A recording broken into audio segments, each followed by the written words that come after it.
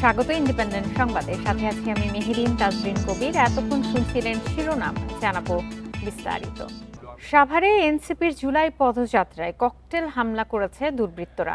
এতে এনসিপির ৩ জন কর্মী আহত হয়েছেন। সোমবার রাত 10টা নাগাদ সাভার থানায় স্ট্যান্ড ঈদগাহ মাঠে সমাবেশ চলাকালে এ ঘটনা ঘটে। হামলা করে জুলাই পদযাত্রা ঠেকানো যাবে না বলে মন্তব্য করেন এনসিপির আহ্বায়ক নাহিদ ইসলাম। এদিকে এই হামলার জেরে বিক্ষোভ মিছিল করে প্রতিবাদ জানান এনসিপি নেতারা। সোমবার গাজীপুরের কালীগঞ্জ থেকে জুলাই পদযাত্রা শেষ করে সাভারের তারাপুর মাঠে সমাবেশস্থলে আসেন নাহিদ ইসলাম সহ এনসিপির শীর্ষ নেতারা। তাদের বক্তব্য চলাকালেই সমাবেশস্থলে ককটেলের বিস্ফোরণ। এতে মঞ্চে থাকা নেতারা কেউ আহত না হলেও আতঙ্কে হুড়োহুড়িতে আহত হন ৩ জন। স্থানীয় এনাম মেডিকেলে তাদের চিকিৎসা দেওয়া হয়। বিকট শব্দ, তখন আমি ওখান থেকে উঠে দৌড় দিছি। সবাই দৌড়াদৌড়ি ছোটাছুটি শুরু করছে, কান্না কাটি শুরু করছে, আর ধোঁয়ায় সব অন্ধকার হয়ে গেছে। ৩ জনকে ওটিতে পাঠিয়ে দেওয়া হয়েছে। পরবর্তী ম্যানেজমেন্ট কিন্তু অপারেশন থিয়েটারে হবে আর কি।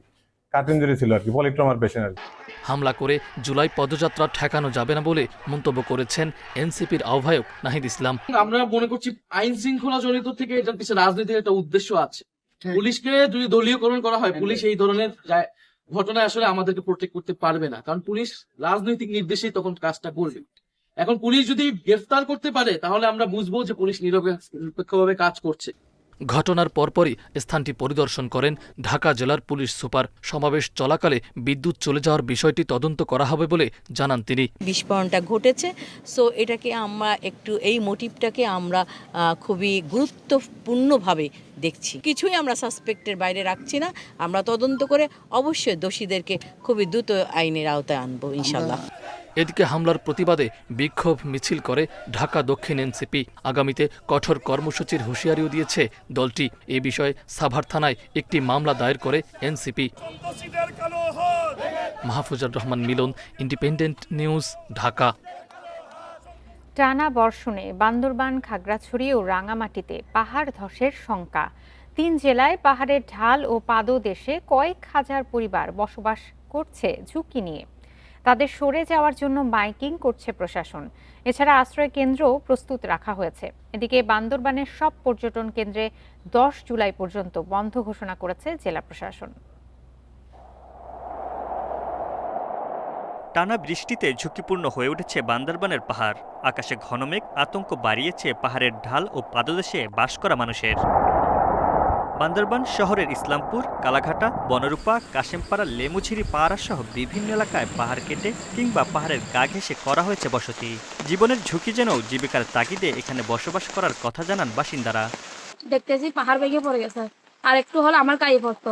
বাসায় কেউ ছিল না, আমরা মহিলা 2 জন ছিলাম। বৃষ্টির দিনেও থাকতে হয়, পাহাড় ভাঙেও থাকতে হয়, মানে এরকম আর কি। আমাদের মানুষেরা যাবে কোথায়? আমাদের জন্য কোনো একটা জায়গা দিতে হবে আর কি। আমরা ঝুঁকিপূর্ণ নিয়ে এখানে বসবাস করতেছি। আবহাওয়া অফিস জানিয়েছে আরও 2-1 দিন অব্যাহত থাকতে পারে বৃষ্টি। তাই পাহাড় ধসের ঝুঁকিতে থাকা মানুষদের নিরাপদে সরাতে প্রস্তুতি নিচ্ছে প্রশাসন। পাহাড়ের পাদদেশের যারা বসবাস করছে তাদেরকে ইমিডিয়েটলি সেখান থেকে সরিয়ে নেওয়া প্রয়োজন, না হলে তাদের জীবনের জন্য ঝুঁকি তৈরি হতে পারে। সেই ধরনের পরিস্থিতির উদ্ভব হলে আমরা তাদেরকে সেখান থেকে সরিয়ে নিরাপদ স্থানে নিয়ে যাওয়ার জন্য আমরা ব্যবস্থা করব। একই চিত্র খাগড়াছড়িতেও। শালবন, কুমিল্লা টিলা, সবুজ বাগসহ বিভিন্ন এলাকায় ধসের সংখ্যা রয়েছে প্রায় 3,500 পরিবার। তাদের নিরাপদ স্থানে যেতে আহ্বান জানিয়েছেন প্রশাসন। সরকার তো নিয়মিত মাইকিং করছে পাহাড়ে বসবাস না করার জন্য, কিন্তু তারপরেও মানুষ জীবনের তাগিদে বাধ্য করতে পারছে। সমতল ভূমি কম থাকার কারণে আমরা পাহাড়ের পাদদেশে বা পাহাড়ের কিনারে আমাদের বাড়িঘর করতে হয়। পাহাড় ধসের সংখ্যায় রাঙামাটির ঝুঁকিপূর্ণ এলাকায় মাইকিং করেছে জেলা প্রশাসন। সম্ভাব্য দুর্যোগ মোকাবেলায় 41টি আশ্রয়কেন্দ্র প্রস্তুত রাখা হয়েছে। ঝুঁকিপূর্ণভাবে বসবাস করছেন আপনাদের নিকটবর্তী লোকনাথ মন্দির আশ্রয় কেন্দ্রে আশ্রয় গ্রহণ করুন। Mamunur Rahman, independent news. এ বিষয়ে আরও জানাতে বান্দরবান ও খাগড়াছড়ি থেকে যুক্ত হচ্ছেন সহকর্মীরা। প্রথমে বান্দরবান থেকে আছেন সহকর্মী মংখিং মার্মা। মংখিং, জানাবেন যারা পাহাড় ধসের ঝুঁকিতে রয়েছে তারা কি নিরাপদ স্থানে সরতে শুরু করেছে কিনা, এখন সেখানকার পরিস্থিতি কি?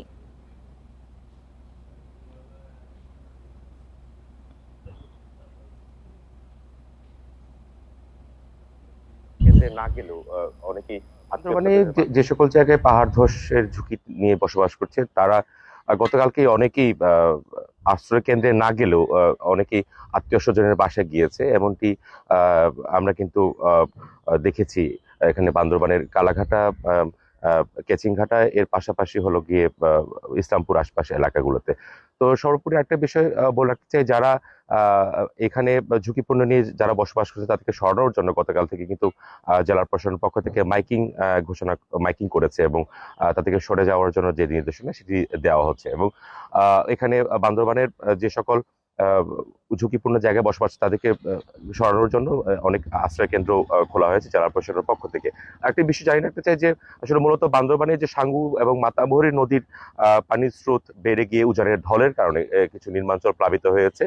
লামা এবং আলীকদমের যে সড়ক যোগাযোগ সেটি কিন্তু স্বাভাবিক না, এখন কিন্তু বিচ্ছিন্ন রয়েছে এবং সেখানে কিন্তু মানুষ যান চলাচল করতে পারছে না এবং সেখানে কিন্তু নৌকা অথবা ভেলায় করে মানুষ পারাপার হচ্ছে। আর থানচি সেখানে গতকালকে পর্যন্ত প্রায় ৮০ জনের মতো পর্যটক আটকানো আছে বলে সেটি আমাদেরকে জানিয়েছে। তবে এটি কিন্তু এখনো পর্যন্ত জেলা প্রশাসন উপজেলা প্রশাসন পক্ষ থেকে অফিসিয়ালি ভাবে কোনো তথ্য জানাননি। আর পাহাড় ধসের কারণে যে সাময়িকভাবে যে সকল সড়ক যোগাযোগ বিচ্ছিন্ন ছিল সেটি রুমা এবং রোয়াংছড়ি থানচি, সেখানে ফায়ার কর্মী এবং স্থানীয় জনপ্রতিনিধি এর পাশাপাশি সেনাবাহিনী সেই সকল পাহাড় ধসে যে জায়গাগুলো আছে সেটিকে পরিষ্কার করেছে, এখন কিন্তু স্বাভাবিক রয়েছে। বান্দরবানের সাথে গতকালকে বান্দরবানের ক্যানারিহাট সড়ক যেটি চট্টগ্রামের সড়ক, সেখানে একটি ইলেকট্রিক পুল পড়ে গিয়ে সাময়িকভাবে যোগাযোগ বিচ্ছিন্ন ছিল এবং বিদ্যুৎ সংযোগ বিচ্ছিন্ন ছিল, এটি গতকালকে রাতেই সচল হয়েছে। তো সর্বশেষ যে বান্দরবানের যে 7টি উপজেলায় সকল ধরনের পর্যটন বন্ধ কেন্দ্র যেগুলো আছে সেগুলো কিন্তু বন্ধ ঘোষণা করেছে জেলা প্রশাসন এবং এটি 10 তারিখ পর্যন্ত এই নির্দেশনা থাকবে বলে আমাদেরকে জানিয়েছেন জেলা প্রশাসন। তো আরেকটি বিষয় বলি, সর্বশেষ যেটি হলো যে উজানের ঢল কিন্তু নামছে, এর পাশাপাশি যে শহরের আশপাশে এলাকায় আরো নির্মাণ যেগুলো আছে সেগুলো প্লাবিত হওয়ার আশঙ্কা রয়েছে এবং তাদেরকে নিরাপদে আশ্রয় কেন্দ্রে যাওয়ার জন্য প্রশাসনের পক্ষ থেকে মাইকিং করা হচ্ছে। এই হচ্ছে আমার কাছে বান্দরবানের সর্বশেষ তথ্য। মংখিং, আপনি আমাদের সাথেই থাকুন। এবার খাগড়াছড়ি থেকে জানাবেন সহকর্মী সমীর মল্লিক। সমীর, জানাবেন যে খাগড়াছড়িতে দেখা যাচ্ছে ৩,০০০ পরিবার ধসের ঝুঁকিতে রয়েছে, সেক্ষেত্রে প্রশাসনের পক্ষ থেকে কি পদক্ষেপ নেওয়া হচ্ছে? দেখুন, আমরা দেখেছি প্রতি বছরে কিন্তু পাহাড় ধসের যখন সংখ্যা হয়, বিশেষ করে বর্ষা মৌসুম আসলে কিন্তু টানা বর্ষণে গতকাল থেকে কিন্তু খাগড়াছড়ির যে সমস্ত ঝুঁকিপূর্ণ বসতিগুলো রয়েছে, বিশেষ করে খাগড়াছড়ি পৌরশহরের কলাবাগান, শালবন, একই সাথে কুমিল্লা টিলা, সবুজবাগ, এখানে পাশাপাশি খাগড়াছড়ির যে 9টি উপজেলা রয়েছে সেখানে কিন্তু প্রায় মোট ৩,৫০০-এর বেশি পরিবার কিন্তু পাহাড় ধসের ঝুঁকিতে রয়েছে এবং গতকাল রাত থেকে কিন্তু সারা রাতেই বলা যায় যে থেমে থেমে এবং ভারী বর্ষণ অব্যাহত রয়েছে এবং এই ধরনের বর্ষণ যদি আজকেও সারাদিন অব্যাহত থাকে সেক্ষেত্রে যে সমস্ত ঝুঁকিপূর্ণ বসতিগুলো রয়েছে সেখানে কিন্তু পাহাড় ধসের একটা বড় ধরনের আশঙ্কা করা হয়েছে। আমরা দেখেছি এর গত বর্ষা মৌসুমগুলোতে কিন্তু বরাবরই প্রশাসনের পক্ষ থেকে যত ধরনের সচেতনতা বা মাইকিং করা হয়, কিন্তু পাহাড়ের যারা ঝুঁকিপূর্ণ বসবাস করছে তাদের মধ্যে আসলে খুব বেশি সচেতনতা আমরা দেখি না এবং তারা কিন্তু ঝুঁকিপূর্ণ এরকম একটা পরিস্থিতির মধ্যে বসবাস করছে এবং প্রশাসনের অনেক বেশি আসলে বেগ পেতে হয় তাদেরকে সেই সমস্ত জায়গাগুলো থেকে সরিয়ে নিরাপদ আশ্রয় নেওয়ার জন্য। আমরাও একই রকম বাস্তবতা এবারেও কিন্তু দেখেছি। ইতিমধ্যে কিন্তু প্রশাসনের পক্ষ থেকে সতর্কীকরণ করা হয়েছে এবং দুর্যোগ যে ব্যবস্থাপনা কমিটি রয়েছে তারা ইতিমধ্যে যারা পাহাড়ের পাদদেশে ঝুঁকিপূর্ণ বসবাস করছে তাদেরকে সেখান থেকে সরে যাওয়ার জন্য তাদেরকে মাইকিং করা হচ্ছে। পাশাপাশি একটা বিষয় আপনারা জানিয়ে রাখি, আজকেও যদি ভারী বর্ষণ অব্যাহত থাকে সেক্ষেত্রে খাগড়াছড়ির মাইনে এবং চেঙ্গি নদীর যে পানি স্রোত বেড়ে সেক্ষেত্রে যে নিচু এলাকাগুলো রয়েছে, বিশেষ করে খাগড়াছড়ির দিঘিনালার মেরুংশ অন্যান্য যে নিচু এলাকাগুলো রয়েছে সেগুলো প্লাবিত হওয়ার আশঙ্কা রয়েছে এবং চেঙ্গির আশেপাশে যে সমস্ত নিচু এলাকা রয়েছে সেখানে কিন্তু একই ধরনের ঝুঁকি রয়েছে। তবে আমরা গতকালকে এখানে আবহাওয়া পর্যবেক্ষণ কেন্দ্রের সাথে কথা বলেছি, তারা বলছে গত 24 ঘন্টা যে ধরনের বৃষ্টিপাত রেকর্ড করা হয়েছে আজকেও যদি সেই ধরনের বৃষ্টিপাত রেকর্ড করা হচ্ছে সেক্ষেত্রে পাহাড় ধসের ঝুঁকির পাশাপাশি এখানে যে নিচু এলাকা সেগুলো কিন্তু প্লাবিত হওয়ার আশঙ্কা রয়েছে। বান্দরবান এবং খাগড়াছড়ি থেকে জানাচ্ছিলেন সহকর্মীরা। মৌসুমী বায়ু প্রবল আকার ধারণ করায় আগামী 5 দিন সারা দেশেই টানা বৃষ্টি হতে পারে বলে পূর্বাভাস দিয়েছে আবহাওয়া অধিদপ্তর। তবে আগামী 24 ঘন্টায় ঢাকা সহ 6টি বিভাগে ভারী থেকে অতি ভারী বৃষ্টির শঙ্কা রয়েছে। বঙ্গোপসাগরে স্থল নিম্নচাপের প্রভাবেই এই ভারী বৃষ্টি বলছেন আবহাওয়াবিদরা। দুদিন ধরেই ভারী বৃষ্টিতে নাজেহাল বিভিন্ন অঞ্চলের মানুষ। ঘটেছে পাহাড় ধসে হতাহতের ঘটনাও। আবহাওয়া অধিদপ্তর বলছে 24 ঘন্টায় খুলনা, বরিশাল, চট্টগ্রাম ও সিলেট বিভাগের বেশিরভাগ জায়গা এবং রংপুর, রাজশাহী, ঢাকা ও ময়মনসিংহ বিভাগের অনেক জায়গায় অস্থায়ী দমকা হাওয়া এবং হালকা থেকে মাঝারি ধরনের বজ্রসহ বৃষ্টি হতে পারে। মৌসুমী বায়ু পুরোপুরি সক্রিয় থাকায় 12 থেকে 13 জুলাই পর্যন্ত বিভিন্ন স্থানে বৃষ্টিপাত অব্যাহত থাকতে পারে বলে জানিয়েছেন আবহাওয়া অধিদপ্তর। জানতে পেরেছি যে কক্সবাজারে একটা পাহাড় ধসে হয়েছে এবং এই যে ভারী বর্ষণ এটা আরও সামনের পরবর্তী দিনগুলোতে 11 বা 12 তারিখ পর্যন্ত অব্যাহত থাকতে পারে, যার ফলে এরকম পাহাড় ধসের সম্ভাবনা আরও রয়েছে বলে আমরা আশঙ্কা করছি। স্থল নিম্নচাপের প্রভাবে উত্তর বঙ্গোপসাগর ও আশপাশের এলাকায় বায়ুচাপের তারতম্য বেশি। এ কারণে উত্তর বঙ্গোপসাগর, সমুদ্রবন্দর এবং উপকূলীয় এলাকার উপর দিয়ে ঝড়ো হাওয়া বয়ে যেতে পারে। পানি উন্নয়ন বোর্ডের তথ্য বলছে, ভারী বৃষ্টির কারণে 48 ঘন্টার মধ্যে উত্তর পূর্বাঞ্চলে আকস্মিক বন্যার শঙ্কা রয়েছে। বর্ষাকালের একটা অন্যতম পিক সময় পার করছি। মূলত জুলাই আগস্ট এই 2 মাসেই আমাদের বৃষ্টিপাতের প্রাবল্য বেশি থাকে এবং নদ নদীর পানি সাধারণত এই সময়টাতে সর্বোচ্চ লেভেলে থাকে। আমরা কোনো দীর্ঘমেয়াদী বন্যার আশঙ্কা করছি না, তবে উত্তর দক্ষিণ পূর্বাঞ্চলে আকস্মিক বন্যার ঝুঁকি রয়েছে। তবে পরবর্তীতে বৃষ্টিপাত হ্রাস পেলে এখানে পানি দ্রুত হ্রাস পাওয়ার সম্ভাবনা রয়েছে। এবছর বৃষ্টি বেশি হলেও বড় ধরনের বন্যার শঙ্কা নেই বলছেন সংশ্লিষ্টরা। রাহিনুল ইসলাম রিঙ্কু, ইন্ডিপেন্ডেন্ট নিউজ, ঢাকা। ভারত পাকিস্তান বিরোধ ও উত্তেজনার কারণেই নিষ্ক্রিয় সার্ক। সংস্থাটিকে দ্বিপাক্ষিক টানাপোড়েনের বাইরে রাখার আহ্বান জানিয়েছে ঢাকা। পররাষ্ট্র প্রতিমন্ত্রী বলেন, সার্ক পুনরুজ্জীবিত করতে প্রস্তুত বাংলাদেশ।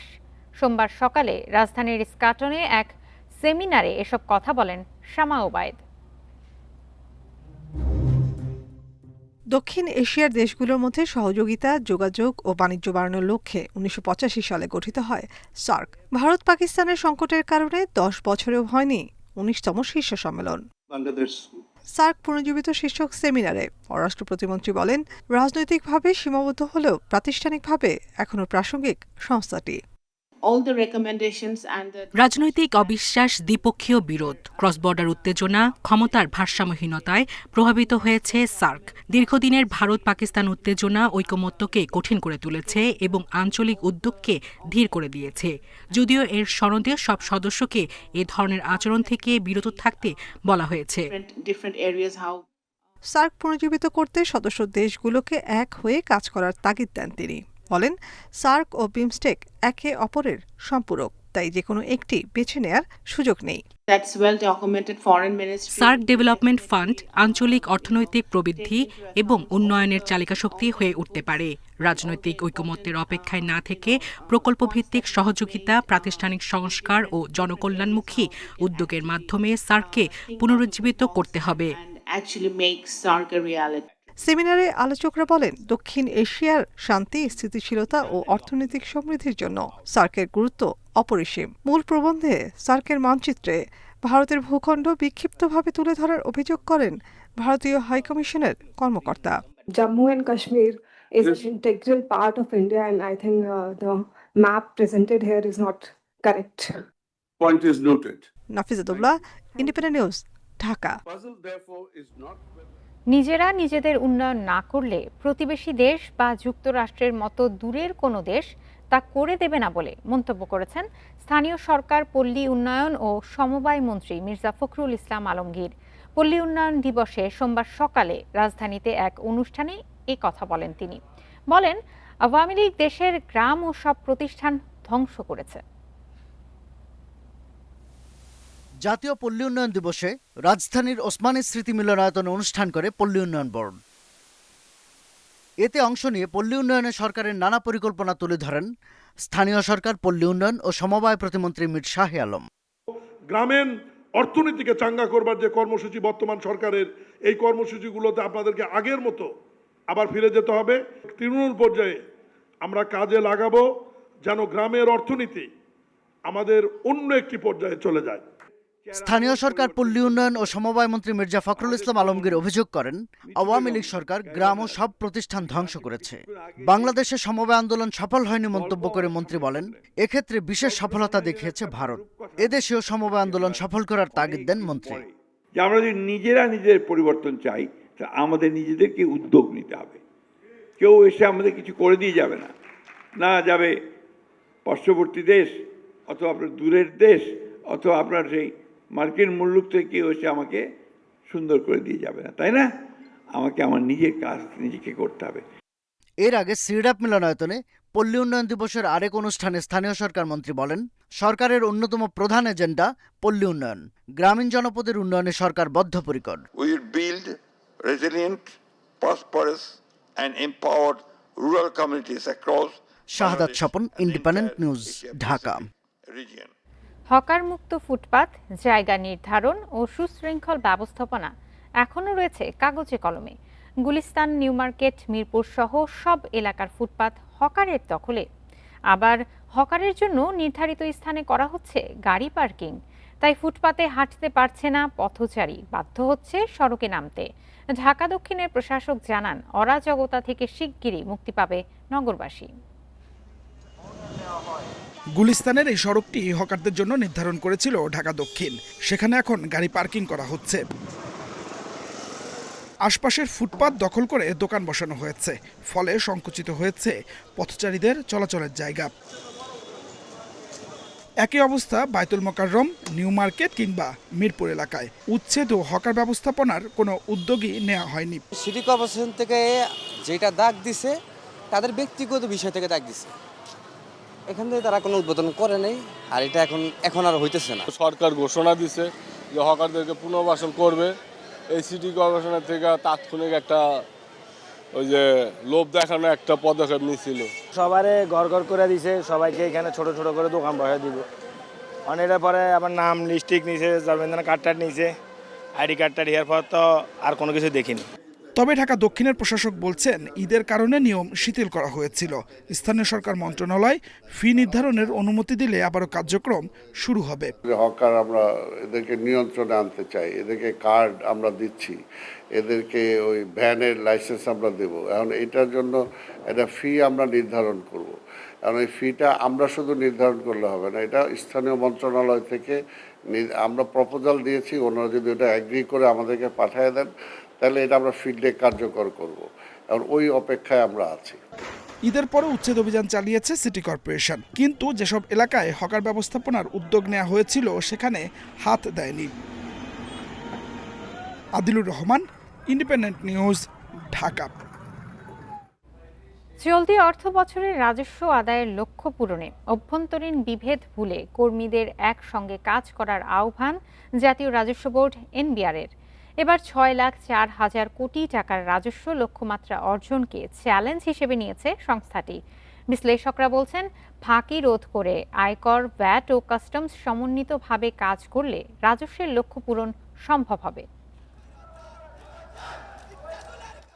2025 সালের 12 মে জাতীয় রাজস্ব বোর্ড এনবিআর বিলুপ্ত করে রাজস্ব নীতি ও ব্যবস্থাপনা এই দুটি বিভাগ আলাদা করার অধ্যাদেশ জারি করা হয়। এরপর এনবিআর কর্মীরা যৌক্তিক সংস্কারের দাবিতে প্রায় 2 মাস আন্দোলন করেন। এতে কার্যত অচল হয়ে যায় রাজস্ব আদায়। আন্দোলন স্থগিত হওয়ার পর প্রায় শতাধিক কর্মকর্তা কর্মচারীকে দেওয়া হয় শাস্তিমূলক ব্যবস্থা। পরে সাবেক চেয়ারম্যান আব্দুর রহমান খানের কাছে নিঃশর্ত ক্ষমা চাইলে তাদের লঘুদণ্ড দিয়ে ধাপে ধাপে শাস্তি তুলে নেওয়া হয়। তৎকালীন রাজস্ব বোর্ডের সাবেক চেয়ারম্যান আব্দুর রহমান খানের মেয়াদ শেষ হলে নতুন ভারপ্রাপ্ত চেয়ারম্যান হিসেবে নিয়োগ পান আহসান হাবিব খান। সরকারের 6,04,000 কোটি টাকা রাজস্ব আদায়ের ভার এখন নতুন চেয়ারম্যানের ওপর। এই লক্ষ্যমাত্রা পূরণে কর আদায়, শুল্ক কার্যক্রম, হয়রানি কমানো এবং রাজস্ব ফাঁকি রোধে রোড ম্যাপ তৈরি করেছে এনবিআর। আমরা বলে আসছি যে এনবিআরকে কমপ্লিটলি ডিজিটালাইজেশনের মাধ্যমে আপনাকে এটার মধ্যে এফিসিয়েন্সি বাড়াতে হবে। করাপশনটাকে কন্টেন করলেই কিন্তু আমাদের ইজ অফ ডুইং বিজনেস নিয়ে যে আমরা অনেক চ্যালেঞ্জের কথা বলি, অনেক দ্বার কিন্তু খুলে যাবে। চলতি অর্থবছরে রাজস্ব লক্ষ্য পূরণে প্রযুক্তি নির্ভর ব্যবস্থাপনা ও সমন্বিত প্রচেষ্টার উপর গুরুত্ব এনবিআর-এর। বিশ্লেষকরা বলছেন, শুধু আদায়ের চাপ বাড়ালেই হবে না, করের আওতা বাড়ানো, ডিজিটাল সেবা বৃদ্ধি এবং ব্যবসাবান্ধব পরিবেশ নিশ্চিত করা গেলে লক্ষ্যমাত্রা অর্জন সহজ হবে। কাস্টমসের ট্যারিফ এবং ভ্যালুয়েশন সিস্টেমটা প্রবলেম্যাটিক বা আনপ্রেডিক্টেবল ইম্পোর্টার বা ব্যবসায়ীদের জন্য, সেটাকে প্রেডিক্টেবল করতে হবে। রাজস্বের ভিত্তি, অর্থনীতির গ্রোথ, সেটা দুর্বল থাকলে রাজস্ব আহরণের ক্ষেত্রটাই কমে যাবে। রাজস্ব আদায়ের পথ তৈরি করতে নতুন অর্থবছর থেকে ভ্যাটের নিরীক্ষায় গতি আনা, ঝুলে থাকা মামলার দ্রুত নিষ্পত্তি এবং রাজস্ব ফাঁকি সর্বনিম্ন পর্যায়ে নিয়ে আসতে কাজ করছে এনবিআর। তৌহিদ রানা, ইন্ডিপেন্ডেন্ট নিউজ, ঢাকা। বর্ষা এলেই প্রাণ ফিরে পায় সাতক্ষীরার ঐতিহ্যবাহী পাটকেল ঘাটার নৌকাপল্লী। সাতক্ষীরা, যশোর ও খুলনার জলাবদ্ধ এলাকার মানুষের চলাচলের প্রধান ভরসা এখন কাঠের নৌকা। তাই বর্ষা মৌসুমে কয়েক গুণ বেড়েছে নৌকার চাহিদা। প্রতিদিনই ক্রেতা বিক্রেতার ভিড়ে সরগরম থাকছে এই নৌকাপল্লী। ব্রিজ, কালভার্ট নির্মাণ আর নদ নদী ভরাটের কারণে দেশের অনেক জায়গায় নৌকার ব্যবহার কমেছে। তবে ব্যতিক্রম সাতক্ষীরার পাটকেল ঘাটা। এখানে সারি সারি দোকান জুড়ে দিনভর চলে নৌকা তৈরির কাজ। বর্ষা এলেই বাড়ে উৎপাদন আর বিক্রির ব্যস্ততা। বর্ষায় সাতক্ষীরা, যশোর ও খুলনায় নৌকার চাহিদা বাড়ে। তাই মৌসুম জুড়ে নৌকা কিনতে এইসব দোকানে ভিড় করেন বিভিন্ন জেলার ক্রেতারা। নৌকা 26,000 টাকা পড়েছে, এখন কাঠের দাম বেশি, তাই 2,000 টাকা বেশি দিয়ে নিতে আসছে। কারিগররা বলছেন, কাঠসহ সব ধরনের কাঁচামালের দাম বাড়লেও সে অনুযায়ী বাড়েনি মজুরি ও মুনাফা। আমাদের নৌকার চাহিদাও বেশি এখন বর্তমান, আমাদের বেচা বিক্রিও বেশি, অর্ডারের চাপও বেশি। এখন বর্ষাকাল, এখন মালের চাহিদা বেশি, আমরা দিন রাত সবসময় আমরা পরিশ্রম করার চেষ্টা করি। তো এখন তো সব জিনিসের দাম বেশি, আমরা নৌকা অনুযায়ী, ব্যবসা অনুযায়ী আমাদের সেই মজুরিটা পাচ্ছি না। নৌকা শিল্পের বিকাশে উদ্যোক্তাদের নিবন্ধনের পাশাপাশি ঋণ ও প্রশিক্ষণের ব্যবস্থা করা হচ্ছে বলে জানিয়েছেন বিসিকের কর্মকর্তা। পাটকেলঘাটার যে নৌকার যে একটা বাজার আছে আমাদের, সেখানে আমাদের কিছু কারিগর তারা কাজ করছে, সুন্দর নৌকা তৈরি করছে এবং এই সামনে বর্ষার মৌসুমের একটা ব্যাপক চাহিদা থাকে। তো বিসিকেও আমরা তাদেরকে অনেককে নিবন্ধন করিয়েছি এবং নিবন্ধন পরবর্তীতে আমরা তারা যদি মনে করে যে তাদের আধুনিক প্রশিক্ষণের ব্যবস্থা আমরা করতে পারি। বর্তমানে পাটকেলঘাটা নৌকাপল্লীর 25টি দোকানে 10 থেকে 30 হাজার টাকা দামের বিভিন্ন ধরনের নৌকা বিক্রি হচ্ছে। Independent news. এই ছিল এখনকার সংবাদে। ধন্যবাদ সবাইকে।